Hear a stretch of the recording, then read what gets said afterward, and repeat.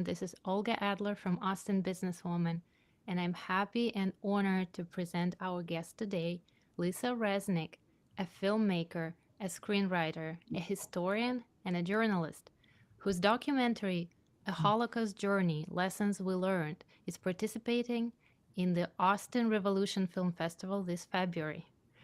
Hi, Lisa. Thank you for participating. Hi, Olga. Nice to be with you today. I'm so excited to ask you more about your documentary. I know that it won several awards already, and it's such a privilege to have you here in Austin in a few days and knowing that your film will be shown here too. So tell us a little bit about your journey. How did you become a filmmaker? It started in 2012 with the making of a historical documentary and I'm sorry, a historical drama, and the journey has continued.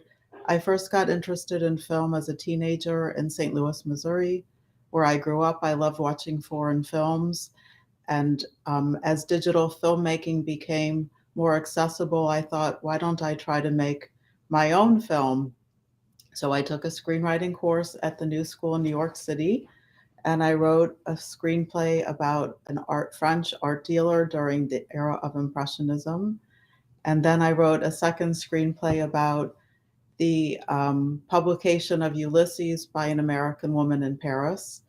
And then that film was written as a feature film, but I made it as a short film with a director who had a lot more experience than I did. I only had screenwriting experience, but this guy, whose name is Matt Porvise, was the director. We made a short film based on my script, and then the journey has continued from there. A Holocaust Journey is my first documentary. The other films that I made are dramatic films, so that was a new challenge, but it was a satisfying one because it was a great experience working with so many talented people along the way. Such a great turn, genre wise, and the topic also, because before it was more art, it was drama, and it was about Impressionism and Joyce. And now it's a historical documentary about the Holocaust. So, what prompted you to start studying this historical event, and how did you structure your project? What happened was I have been working on a documentary about child survivors of the Holocaust, and in the work on that documentary, we filmed an interview at the College of St. Elizabeth in Morristown, New Jersey. And while filming there, I found out about a trip that the school was planning for its students and members of the community in honor of the 25th anniversary of their Holocaust and Genocide Education Center. And I was invited to join the trip, and I thought, wow, I've never taken a trip like this before.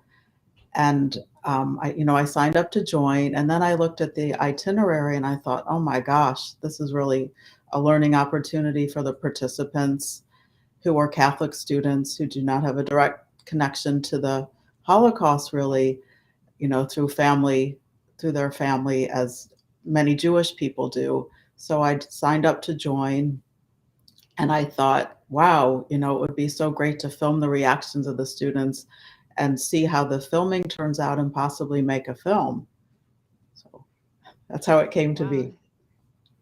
So it was a coincidence that you found out about this trip, but you were already thinking about creating a documentary. So the topic kind of presented itself.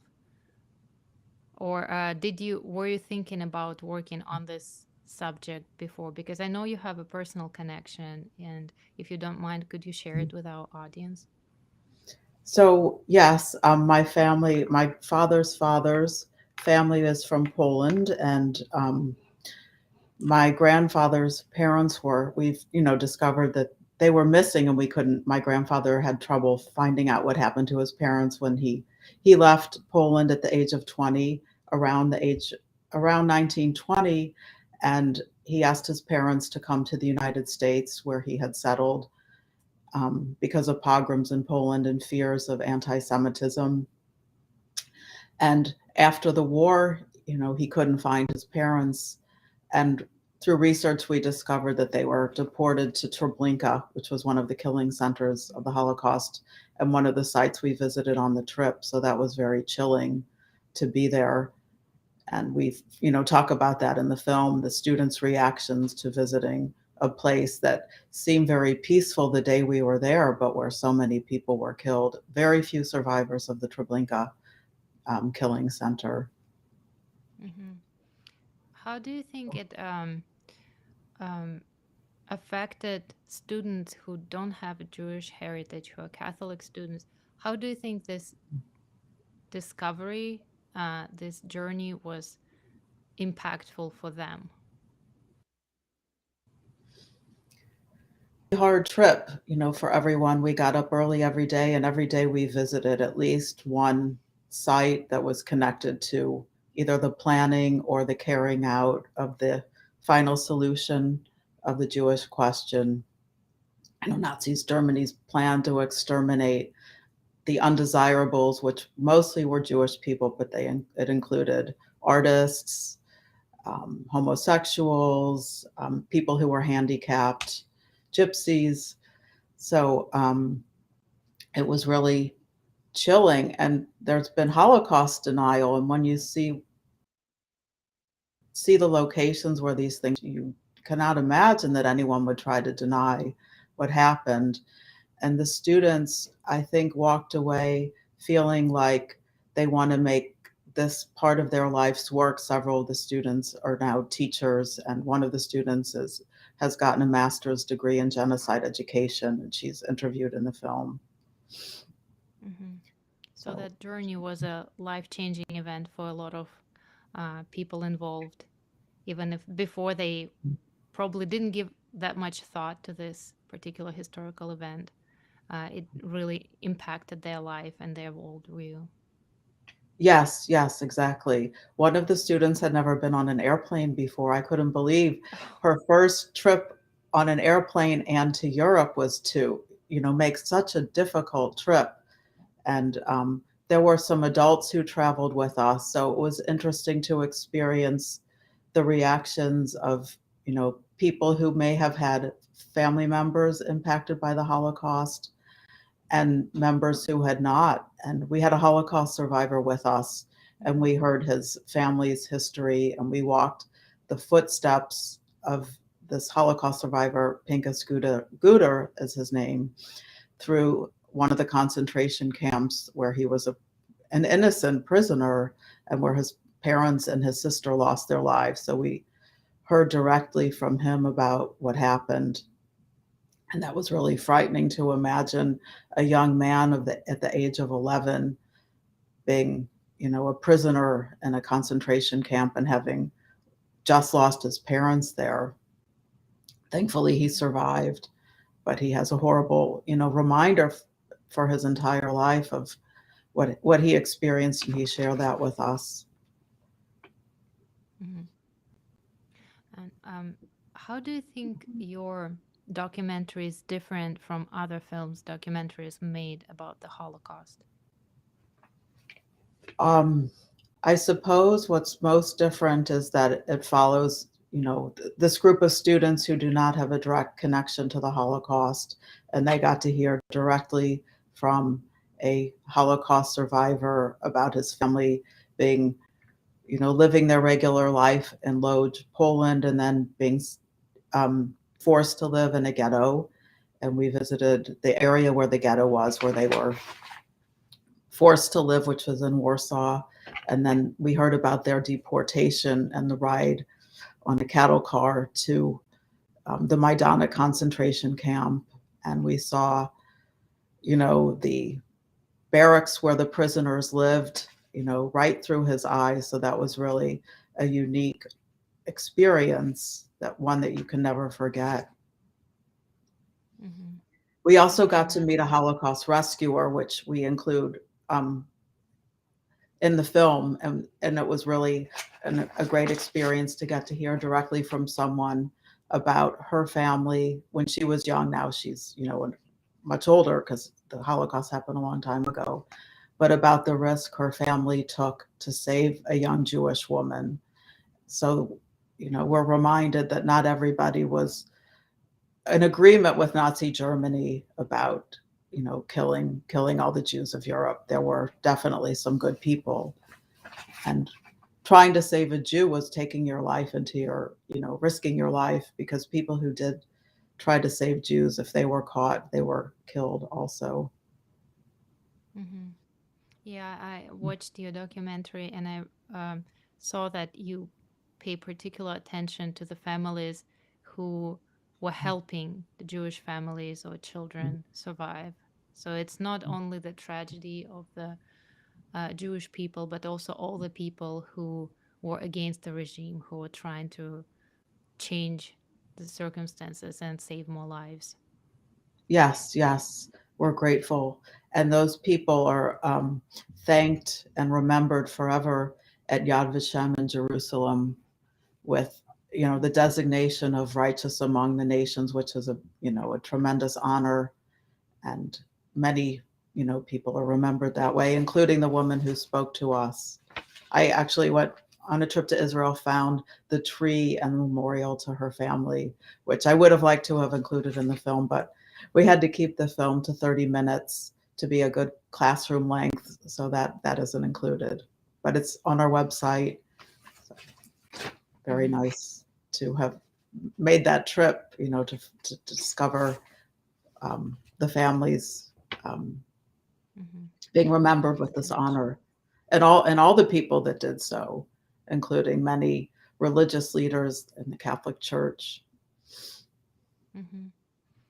You mentioned the recommended length for classrooms. What is your goal in terms of how this film should be displayed and what environment it should be incorporated in?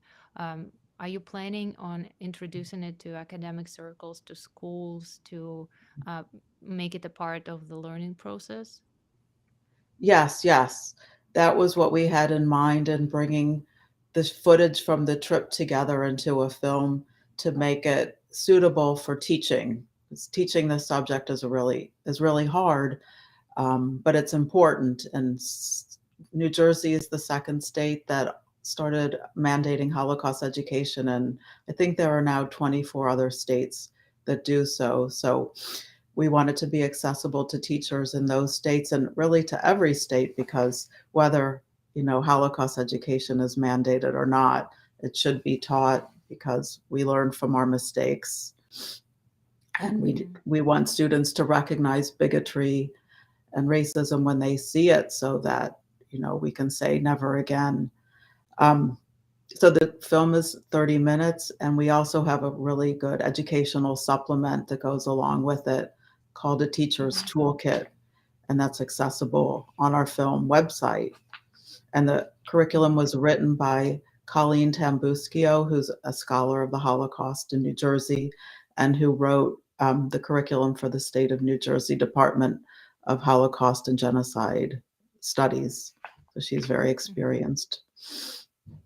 I hope that this trend will continue and more states and school districts will adopt this program and this toolkit with the film, because it's really important to see the um, films, independent films like yours, get beyond the framework of film festivals and just recognition as a work of art, but also as a tool for teaching, because a lot of research has been done, a lot of people were involved, and it's a valuable historical material that should be taught and should be passed on.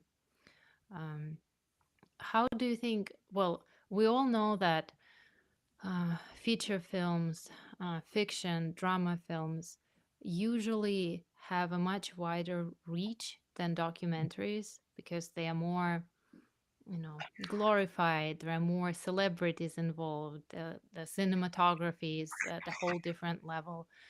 And how do you think documentary films about the Holocaust in particular are different from the depiction in the famous and beloved fiction movies, say Schindler's List or The Diary of Anne Frank or Benigni's A Beautiful Life?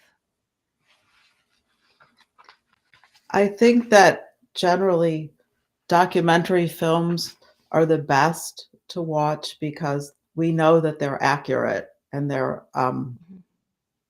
there are experts involved in checking all the facts before the pictures are released, the films are released. But that can also be true for dramatic films where they're accurate. For example, Schindler's List is mostly accurate, and The Pianist is probably, in my Hmm. opinion, the best film to watch, as well as I guess the two are The Pianist and The Raffle.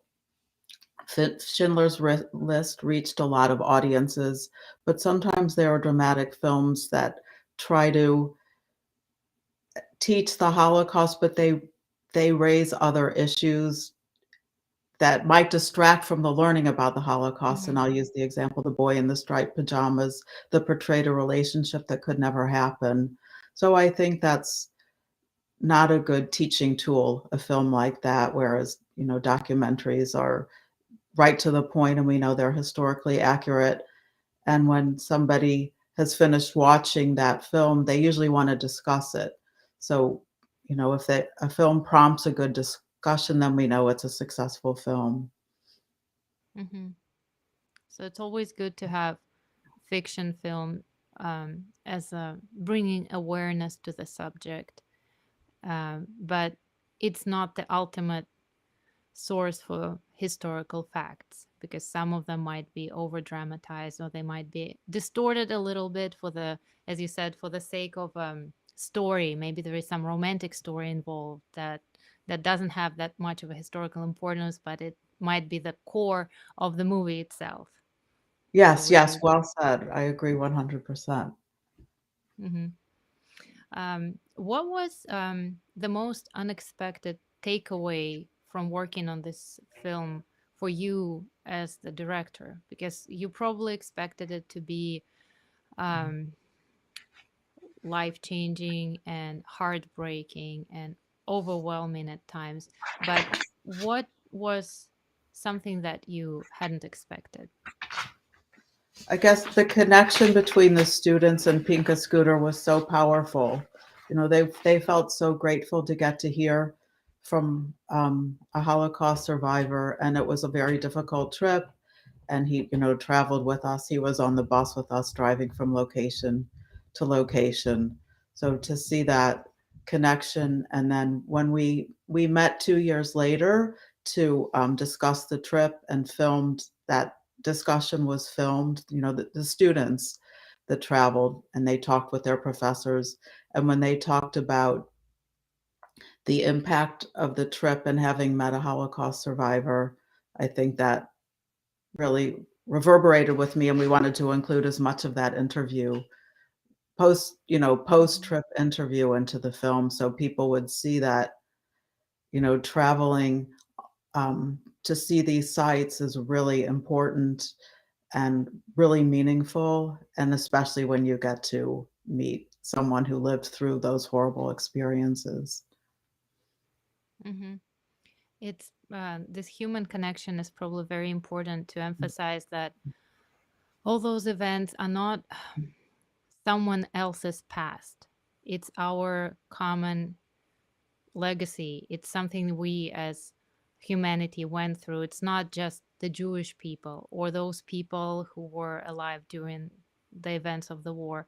It's important to remember that we are all the same. So it affects us all. So it's a major scar on the fabric of the whole society, not only a particular group, a particular, ethnic group in a particular time period. Yes, yes, and during that, discussion, the students were talking about racism and bigotry that led to World War II. That was a main goal of Nazi Germany, to target the Jewish people, but other groups too. And while murder of that scale may never happen again, probably wouldn't happen again, similar ones have happened. We've had, losses of 1 million lives in Rwanda, and other places that were, based on genocide too. So learning about this happening could prevent it from, hopefully, from happening again. We see today in our country that democracy is fragile, and we need to, be aware of not making scapegoats out of certain people that could lead to tragic circumstances and loss Hmm. of life on such a scale. Hmm. Yeah, speaking about modern times, do you think that we actually, as a society, we learned the lesson after the Holocaust, or do you think such issues as anti-Semitism and bigotry and racism um, were never actually gone, and they're coming back? And could we say with confidence that nothing like this would happen ever again? I think that there will always be anti-Semitism, unfortunately, and racism of certain groups. Um, and that's why we need to learn, pardon me, that's why we need to learn, to study genocide and um, be aware that it could happen so that leaders don't drum up support and, you know, create a war such as World War II based on, wiping out an entire population. Um, Such as, like I mentioned in Rwanda and Cambodia, but teaching students about these devastating, you know, consequences of racism is, can help prevent it from happening again. I think with social Mhm. media and news that we have accessible, that will make people aware also of, building up of racism and efforts like what happened in Nazi Germany. So again, it couldn't happen on that scale, but we don't want to see it happen at all. Mhm. Yeah, unfortunately, back then people didn't have any tools to amplify their voice and reach people beyond their location. And now we have the technology, which we should use to our advantage and use it to support each other and prevent conflict rather than instigate it. As we see a lot on social media, we should be mindful of our past and try not to repeat it in the future. Yes, yes. And then we also see social media being used to drum up, support of Hmm. bad ideas. So on the other hand, it's used in a negative way at times. Yeah. People say that in social media there is this term going viral. Viral is a has bad connotation in science and medicine for a reason. So it's not a good thing if Yes, yes, something is that's going viral, true. especially if it's not a peaceful thought. Um, Double meaning of the word. exactly, the hidden meaning. Tell us more about your plans in filmmaking. Are you working on something new? What are your goals for the nearest future? Oh, I'd like to finish the film on the hidden children during the Holocaust, which is will be a feature documentary, and I'm working also on a film called Left Bank, which is a documentary hybrid, and that's about it's did I say the title Left Bank? And it follows the story of Left Bank bookseller. It's about the women who made it possible for the Irish author James Joyce to publish Ulysses. So there were two women who were bookstore owners.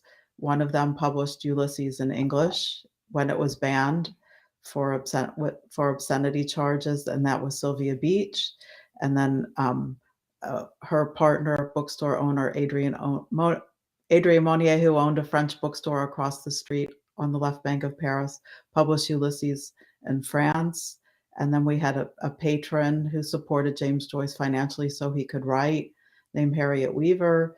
And then we have Nora Barnacle, who was James Joyce's wife, and she was the muse for many of his female characters, including Molly Bloom and Ulysses. And just last week we celebrated the 100th anniversary of the publication of Ulysses. So I'm trying to get this film finished as soon as possible because of the centenary of Ulysses.